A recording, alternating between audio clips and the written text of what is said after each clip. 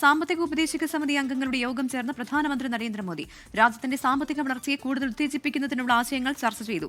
പശ്ചിമേഷ്യൻ സംഘർഷത്തെ തുടർന്നുണ്ടായ പ്രതിസന്ധികളും യോഗം വിലയിരുത്തിയിട്ടുണ്ട്. ആർ അച്യുതനാണ് ഡൽഹിയിൽ നിന്ന് ചേരുന്നത്. അച്യുതൻ, സാമ്പത്തിക ഉപദേശക സമിതിയുടെ യോഗത്തിൽ എന്തൊക്കെ കാര്യങ്ങളാണ് പ്രധാനമായും ചർച്ചയായിരിക്കുന്നത്? പശ്ചിമേഷ്യൻ സംഘർഷം ഉൾപ്പെടെ മറ്റെന്തൊക്കെയാണ്?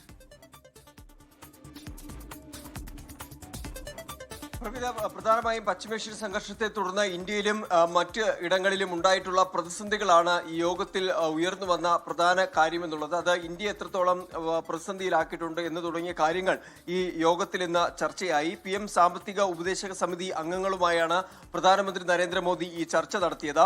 ഇന്ത്യയുടെ സാമ്പത്തിക വളർച്ചയെ കൂടുതൽ ഉത്തേജിപ്പിക്കുന്നതിനുള്ള ആശയങ്ങൾ ചർച്ച ചെയ്തു. ഒപ്പം തന്നെ ജീവിത സൗകര്യം മെച്ചപ്പെടുത്തുന്നതിനുള്ള വിവിധ പരിഷ്കാരങ്ങളും യോഗം ചർച്ച ചെയ്തിട്ടുണ്ട് എന്നതാണ് നമുക്ക് മനസ്സിലാക്കാനായി കഴിയുന്നത്. എന്തായാലും ഇതുമായി ബന്ധപ്പെട്ടുള്ള തുടർ തീരുമാനങ്ങൾ ഒരുപക്ഷെ സർക്കാരിന്റെ ഭാഗത്ത് നിന്ന് വരുന്ന ദിവസങ്ങളിൽ സ്വീകരിക്കും. പ്രവിത, ആർ അച്യുതനാണ് വിവരങ്ങൾ നൽകിയത്.